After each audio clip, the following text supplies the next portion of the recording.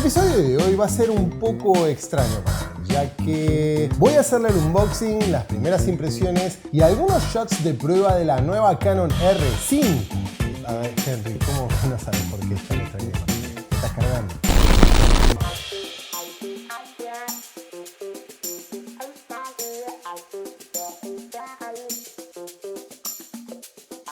Gracias por seguir ahí. Para los que no me conocen, mi nombre es Juan López Esprat y en este canal hacemos reviews de productos como este. Bueno, sí, todavía no lo subí. Por lo que si querés estar atento a nuevos videos relacionados, suscríbete a nuestro canal y presiona la campanita para recibir notificaciones. Tal como les decía al principio, hoy voy a hacerle el unboxing, primeras impresiones y algunos shots de pruebas a la nueva Canon R5.